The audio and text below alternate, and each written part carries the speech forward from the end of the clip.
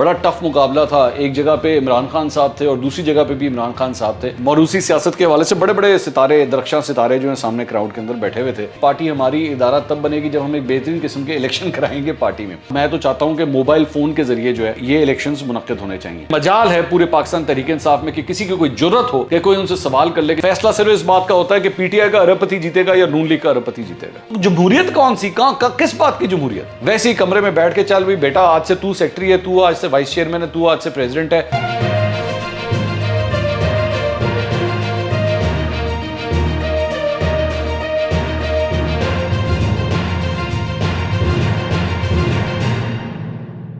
अस्सलाम वालेकुम नाज़रीन, मैं हूं मंसूर अली खान। अपने YouTube चैनल के ऊपर आपको खुशामदीद कहूँगा। सबसे पहले आपसे दरख्वास्त के चैनल को सब्सक्राइब करना मत भूलिएगा और बेल आइकन ज़रूर प्रेस कीजिएगा। नाज़रीन आपको बहुत बहुत मुबारक हो। इमरान खान साहब ने आज इमरान खान साहब को शिकस्त देकर इंट्रा पार्टी पाकिस्तान तहरीक इंसाफ के जो इलेक्शन थे वो उन्होंने जीत लिए हैं और दोबारा वो पाकिस्तान तहरीक इंसाफ के चेयरमैन मुंतखब हो गए हैं। आपको बहुत मुबारक हो। बड़ा टफ मुकाबला था। एक जगह पे इमरान खान साहब थे और दूसरी जगह पे भी इमरान खान साहब थे और बड़ी कैंपेनिंग की दोनों ने एक दूसरे के खिलाफ और दोनों ने एक दूसरे को जो है वो नीचा दिखाने की बड़ी कोशिश की और अल्टीमेटली वो इंट्रा पार्टी इलेक्शंस के अंदर जो है वो कामयाब हो गए। और उसके बाद शाह महमूद कुरैशी साहब जो हैं वो दोबारा वाइस प्रेसिडेंट मुंतखब हो गए और साथ ही साथ असद उमर साहब जो हैं वो सेक्रेटरी जनरल मुंतखब हो गए। अच्छा, एनीवेज सीरियसली अब मैं ज़रा सीरियसली कुछ बात करें। ये इलेक्शंस क्यों हुए हैं ये मैं आपको बता देता हूँ। इसकी वजह ये थी कि पिछले साल इलेक्शन कमीशन ऑफ पाकिस्तान ने उनको बुलाया था और ये कहा था कि जी आपने इंट्रा पार्टी इलेक्शन नहीं कराए हुए। ये ऐसी ही कोई चीज़ें जो हैं ये मुस्लिम लीग नून के साथ भी इस वक्त चल रही हैं और मुस्लिम लीग नून के भी इंट्रा पार्टी इलेक्शंस ना करवाने की वजह से अभी तक उनको भी एक इशूज़ का सामना है। तो हो सकता है कि जिस तरह का शैम इलेक्शन ये पाकिस्तान तहरीक इंसाफ ने करवाया, नून लीग भी शायद अनकरीब इस तरह की एक जो है वो कार्रवाई डाल देगी, आप बेफिक्र हैं। लेकिन मुझे जो ज़्यादा हंसी आ रही थी ना आज, वो इस बात के ऊपर थी कि इमरान खान साहब का जो बातों का तजाद है और अपने आप को इतना जमहूरी पार्टी, और जी मुझसे ज़्यादा जमहूरियत को कोई नहीं जानता और हमसे ज़्यादा जमहूरी पार्टी कोई नहीं है, मुझे उसके ऊपर ज़्यादा हंसी आ रही थी। मैं जल्दी से जो ज़रा उन्होंने तकरीर की है मैं जल्दी जल्दी उसके पॉइंट्स ज़रा आपके सामने रख देता हूँ, फिर ज़रा डिटेल से उसके ऊपर बात करते हैं। एक तो उन्होंने कहा कि जी हमें पता है ये जल्दी के इलेक्शंस हैं, ये वो इलेक्शन नहीं जो हम पार्टी में करवाना चाहते थे और इंशाल्लाह करवाएंगे, लेकिन ये वक्त की ज़रूरत है, इसलिए हमें ये फास्ट ट्रैक में इलेक्शन कराना पड़े। तो वक्त की ज़रूरत, मैंने अभी थोड़ी देर पहले जो आपको बताया वो वक्त की ज़रूरत क्या है, वो इलेक्शन कमीशन जो है वो उनकी तलवार सर के ऊपर लटक रही है। वही इलेक्शन कमीशन जिसे कहते हैं जी मैं तो इसको मानता ही नहीं, मैं ना इस चीफ इलेक्शन कमिश्नर को मानता हूँ ना मैं किसी और को मानता हूँ। ये वो बेसिकली तलवार थी जिसकी वजह से इन्होंने अपने इंट्रा पार्टी इलेक्शंस करवाए। उसके बाद इन्होंने कहा कि जी राजा रियाज से हम बेहतर ऑपोजिशन है, जो इस वक्त पार्लियामेंट के अंदर ऑपोजिशन है इसमें भी हमारी बेहतर ऑपोजिशन है। 26 साल पहले जब मैंने पार्टी शुरू की तो मेरा हमेशा आइडियल ये था कि ये एक इदारा है, इन पार्टीज़ के बरक्स जो फैमिली पार्टीज़ हैं पाकिस्तान में, सियासी पार्टीज़ नहीं फैमिली पार्टीज़ हैं ये जो आप देख रहे हैं। बल्कि अच्छा ये बड़ी इंटरेस्टिंग बात है, इन्होंने कहा पाकिस्तान में सियासी पार्टीज़ नहीं फैमिली पार्टीज़ हैं। ये साथ ही शाह महमूद कुरैशी खड़े हुए थे और इन्हीं शाह महमूद कुरैशी के साहबजादे ज़ैन कुरैशी को अभी जो है वो दोबारा ज़िमनी इंतख़ाबात लड़ने का टिकट जो है वो जारी हुआ है। तो मौरूसी सियासत के हवाले से बड़े बड़े सितारे, दरख्शां सितारे जो हैं सामने क्राउड के अंदर बैठे हुए थे, जो इस बुनियाद के ऊपर यहाँ पे मौजूद हैं। एनीवेज उन्होंने कहा ये जो आप देख रहे हैं, बल्कि क्यों हमारी डेमोक्रेसी इवॉल्व नहीं की फैमिली पार्टीज़ की वजह से, क्योंकि दो सिस्टम्स हैं, एक बादशाहत है दूसरा जमहूरियत है। ये बादशाहत की बात कर रहे हैं, इमरान खान साहब बादशाहत की बात कर रहे हैं।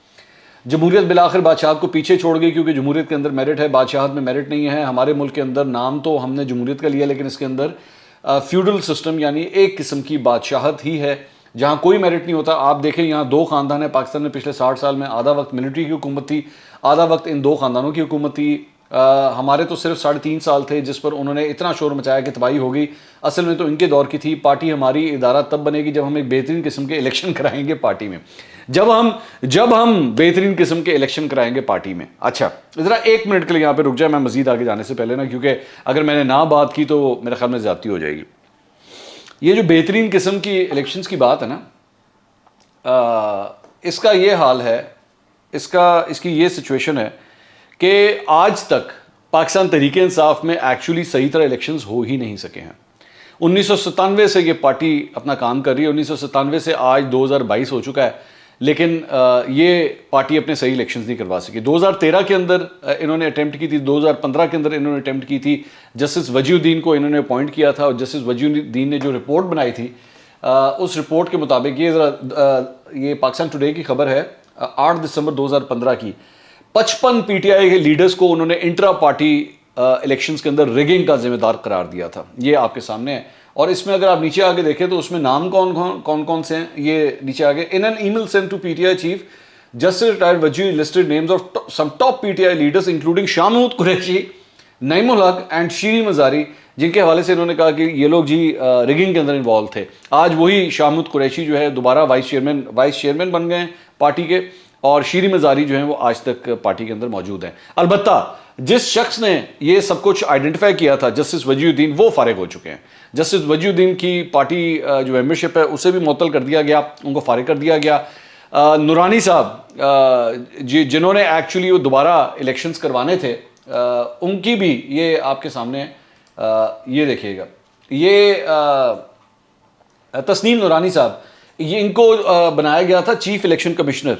तो नूरानी साहब को भी जो है वो फारिग कर दिया गया, और जस्टिस वजीउद्दीन ने उसके बाद इसके कहा था कि जी इनको दोबारा रिस्टोर किया जाना चाहिए और इनसे इलेक्शंस करवाने चाहिए। लेकिन मेरी इतलात के मुताबिक अहमद नूरानी, वो जो तस्नीम नूरानी साहब थे, ये भी एक्चुअली डिसहार्ट हो गए थे, क्योंकि बड़े बड़े जिन जो थे वो पार्टी के बीच में आते थे और वो उनको वो काम नहीं करने दे रहे थे जो वो चाहते थे। इमरान खान साहब कहते थे यार उस वक्त जहांगीर तरीन को तंग ना करो, ये बड़े बड़े जितने भी नाम हैं इनको तंग ना करो, आराम से इनको अपना काम करने दो, ये बस ठीक है, हमने ये इंट्रा पार्टी इलेक्शंस करवाने हैं। एक बात।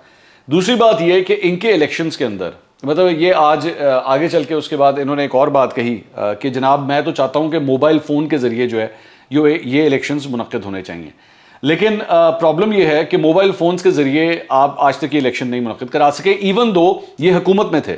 3.5 पौने 4 साल इन्होंने वक्त गुजारा, 3.5 पौने 4 साल डिजिटल मीडिया के हवाले से और इन शशकों के हवाले से बड़ा काम किया हुआ है। पाकिस्तान तहरीक इंसाफ ने बहुत काम किया हुआ है। मेरे ख्याल में इतना काम किसी सियासी जमात ने नहीं किया हुआ जो काम ये कर चुके हैं। लेकिन आज तक ये अपनी पार्टी का इलेक्शन करवाने के लिए इस सिस्टम का इस्तेमाल नहीं कर सके, ठीक है, कि ये किस तरह कराने। लेकिन आप ईवीएम के ऊपर देखें, आप बैरून मुल्क मुकीम पाकिस्तानियों को वोट का हक देने के हवाले से देखें, उसके मामले में चीते हैं ये कि जी ईवीएम होनी चाहिए और पूरे तरीक़ाकार से जो है वो इलेक्शन होने चाहिए।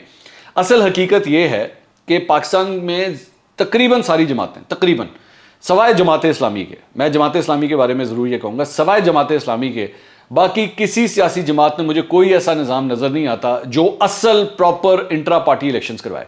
मुस्लिम लीग नून में हम सब जानते हैं शरीफ ख़ानदान वहाँ पे मौजूद है, मरियम नवाज़ हो, हमजा शहबाज हो, सीधे वो टक करके उनकी एग्जेक्टिव जो बॉडी है उसके अंदर वो आके बैठ भी गए।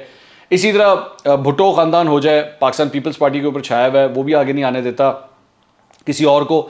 इसी तरह इमरान खान साहब हैं, वो पाकिस्तान तहरीक इंसाफ के चेयरमैन बने हुए हैं, कोई उनको वहाँ से नहीं हटा सकता। बल्कि आज का ये जो इलेक्शन था इसमें जो है वो उमर चीमा साहब, ये जो साबिक गवर्नर पंजाब थे, वो और एक और साहब जो हैं नेक मोहम्मद, उन दोनों ने अपने अपने पैनल बनाए हुए थे। लेकिन उसके बाद इलेक्शन से पहले जो है उन्होंने उनको विड्रॉ किया और टक करके इमरान खान साहब जो है वो पार्टी के चेयरमैन बन गए। अच्छा, अब ज़रा जमहूरियत के हवाले से थोड़ी सी बात कर लें। पूरी दुनिया के अंदर ये ज़हन में रखिएगा कि जो जमहूरी मुल्क होते हैं ना, वहाँ पे अगर एक पार्टी का सरबरा वो उसके against vote of no confidence आ जाए तो उसके बाद वो साइड पे कर दिया जाता है, ठीक है। एक नया बंदा पार्टी के अंदर जो है उसकी जगह लेता है और वो कहता है कि जनाब अब मैं पार्टी को लीड करूंगा। लेकिन ये हमारी माशाल्लाह पाकिस्तान तहरीक इंसाफ है, जिसमें इमरान खान साहब की 3.5 पौने 4 साल में उनके खिलाफ तहरीक अदम एतमाद भी आ गई। 3.5 पौने 4 साल के अंदर पथेटिक तरीन परफॉर्मेंस रही इस जमात की, जिस तरीके से इन्होंने हुकूमत की। उस्मान बुज़दार जैसा चंद वर्गा सीएम जो है वो इसी इमरान खान साहब ने दिया। इस हुकूमत के ख़त्म होने के बाद करप्शन की एलिगेशंस, अभी एक मुबैना ऑडियो सामने आई हुई है जिसके अंदर एक हीरे की अंगूठी तक का जिक्र है कि जी काम करवाने के लिए जो है वो हीरे की 5 कैरेट हीरे की अंगूठी मांगी गई, ठीक है। और वो कहाँ तक पहुँचनी थी मेरे ख्याल में मुझे रिपीट करने की ज़रूरत भी नहीं है।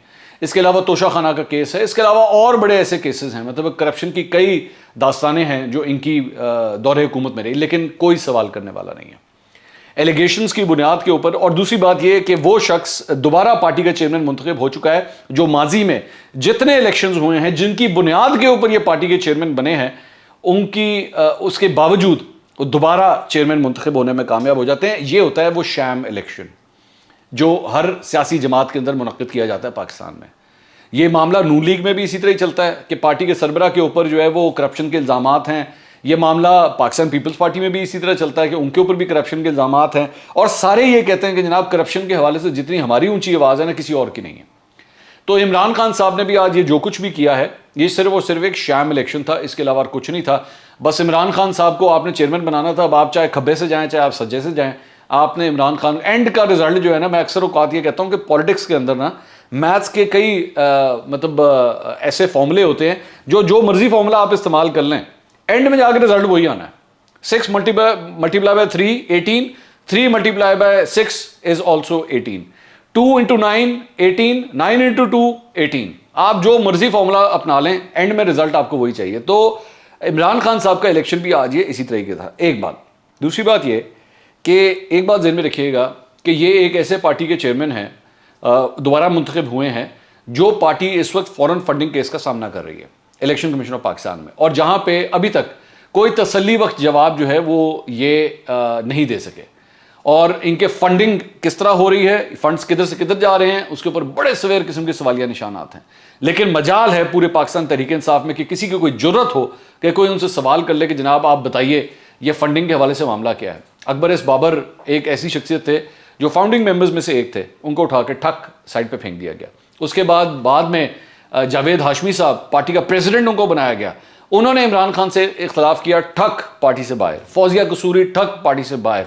आप जो बड़े बड़े नाम उठा के आप देख लें, जस्टिस वजीउद्दीन हो गए, जहांगीर तरीन हो गए, अलीम खान हो गए, जो भी हो गए, सब पार्टी से अलग कर दिए गए क्योंकि उन्होंने जुर्रत की कि वो इमरान खान के खिलाफ बात करें या उनके टैक्टिक्स के ऊपर सवाल करें। चौधरी सरवर, मतलब ये एक और नाम, मतलब इस तरह के कई नाम हैं, मैं कितने नाम लूँ कि जिनको पार्टी के अंदर शामिल किया गया। दूसरी बात ये कि परफॉर्मेंस के लिहाज से आज पाकिस्तान तहरीक इंसाफ के file and ranks and file जो है उसकी जो सूरत हाल है पाकिस्तान के अंदर, पाकिस्तानी सियासत में पिछले 10 साल में अगर किसी ने गाली को प्रमोट किया है, किसी ने बदतमीजी को प्रमोट किया है, किसी ने इस जनरेशन को अगर गाली सिखाई है, तो ये इसी मौजूदा चेयरमैन पाकिस्तान तहरीक इंसाफ के अंडर है, जिन्होंने किसी को नहीं छोड़ा।